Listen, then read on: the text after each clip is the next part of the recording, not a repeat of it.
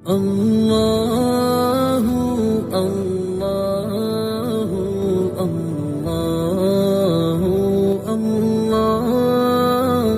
اللہ اللہ اللہ۔ آج کا سبق سورہ طلاق کی آیت نمبر 8 سے ہے۔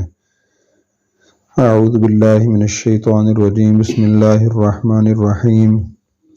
وَكَأَيٍّ مِّن قَرْيَةٍ عَتَتْ عَنْ أَمْرِ رَبِّهَا وَرُسُلِهِ فَحَاسَبْنَاهَا حِسَابًا شَدِيدًا وَعَذَّبْنَاهَا عَذَابًا نُكْرًا۔ وَكَأَيٍّ اور کتنی ہی من قریۃ بستیاں ہیں کہ عتت کہ وہ انہوں نے نافرمانی کی، عن امر ربها اپنے رب کے حکم کی، ورسولہ اور اس کے رسولوں کی، فحاسبناها پھر ہم نے ان کا حساب کیا، حسابا شدیدا سخت حساب، وعذبناها اور ہم نے انہیں عذاب دیا، عذابا نکرا بغیر دیکھا عذاب، فذاقت پھر انہوں نے چکھا، وبال امرها اپنے کام کا، وکان عاقبت امرها اور ان کے کام کا انجام ہوا خسرا نقصان والا۔ اعد اللہ اللہ نے تیار کر رکھا ہے، لہم ان کے لیے، عذابا شدیدا سخت عذاب، فاتقوا اللہ اللہ سے ڈرو، یا اولی الالباب اے عقل والو، الذی وہ اللہ، الذین وہ لوگ، آمنو جو ایمان لائے ہو، قد انزل اللہ بے شک اللہ نے اتاری ہے، الیکم تمہاری طرف ذکرا نصیحت، رسولاً ایک رسول ہے، یتلو جو تلاوت کرتے ہیں، علیکم تمہارے سامنے، آیات اللہ اللہ کی آیات، مبینات جو واضح ہیں، لیخرج الذین آمنوا تاکہ نکالیں ان لوگوں کو جو ایمان لائے، وعملوا الصالحات اور انہوں نے نیک عمل کیے، من الظلمات الی النور اندھیروں سے روشنی کی طرف، ومن یؤمن باللہ اور جو یقین کرتا ہے اللہ پر، ویعمل صالحا اور نیک عمل کرتا ہے، یدخلہ جنات تجری وہ داخل کرے گا اسے ایسے باغات میں جن کے نیچے جاری ہوں گی، الانہار نہریں، خالدین فیہا ابدا وہ ہمیشہ اس میں رہیں گے، قد احسن اللہ یقیناً اللہ تعالیٰ خوب دے گا، لہو اسے رزقاً اچھا رزق، اللہ الذی اللہ وہ ذات ہے، خلق اور اس نے پیدا فرمائے، سبع سماوات 7 آسمان، ومن الارض اور زمین نے بھی، مثلہن اتنی ہی، یتنزل الامر اترتا ہے حکم، بینہن ان کے درمیان، لتعلموا تاکہ تم جان لو، ان اللہ علی کل شیء قدیر بے شک اللہ ہر چیز پر قادر ہے، وان اللہ بے شک اللہ ایسا ہے، قد احاط اس نے گھیرا ہوا ہے، بکل شیء ہر چیز کو، علم کے ذریعے۔ اللہ تبارک و تعالیٰ یہاں سے مسلمانوں کو تنبیہ فرما رہے ہیں اور سنا رہے ہیں کہ پیچھے جو طلاق کے اور عدت کے اور بیوی سے سلوک کے معاملات اور احکام کا ذکر آیا ہے کہ مسلمانوں کو پابندی کرنی چاہیے، اور پہلی قومیں جو تباہ ہوئی ہیں اس کی بنیادی وجہ یہ تھی کہ وہ قومیں اللہ اور اس کے اللہ کے رسول کی تعلیمات اور احکام کی خلاف ورزی کرتی تھیں، جس کا نتیجہ یہ ہوا کہ اللہ تعالیٰ نے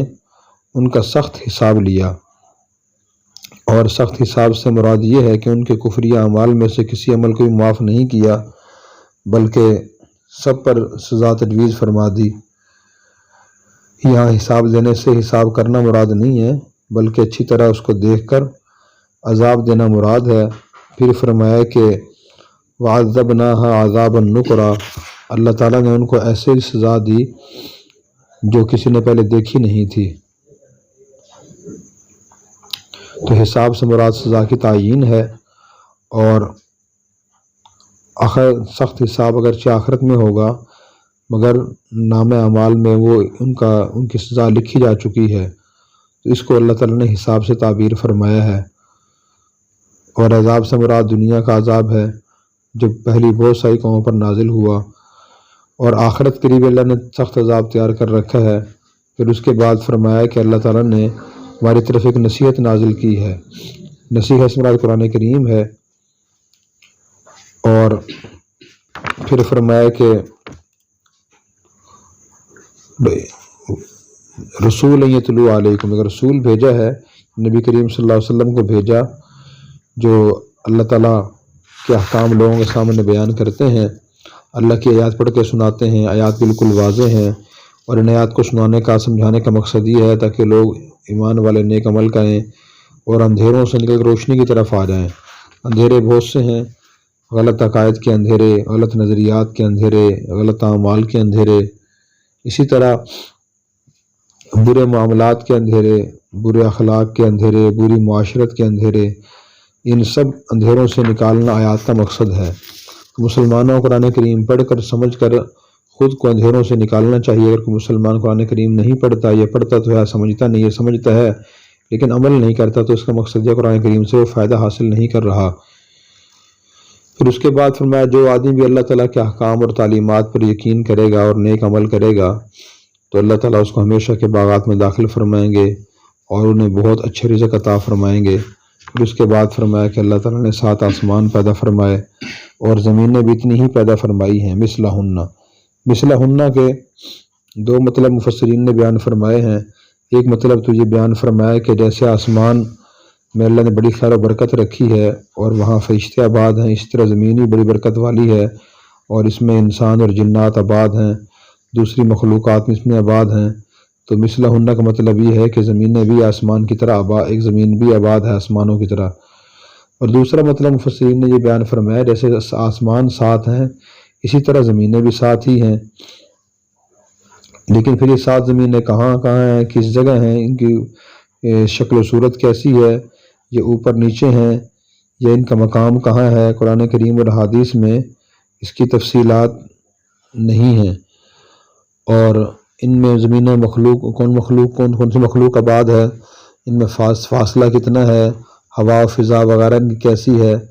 اور یہ زمینیں اس سے ملی ہوئی ہیں، علیحدہ ہیں۔ تو قرآن ایسی حدیث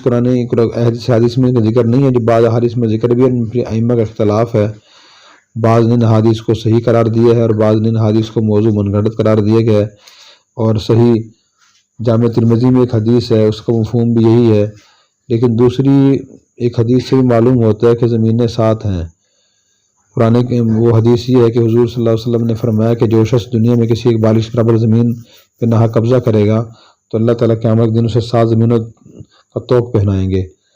وہاں بھی 7 زمینوں کا لفظ ہے اور اس سے معلوم ہوتا ہے کہ زمینیں 7 ہی ہیں، لیکن ان کی تفصیلات اور کیفیات کسی صحیح حدیث میں نہیں ہیں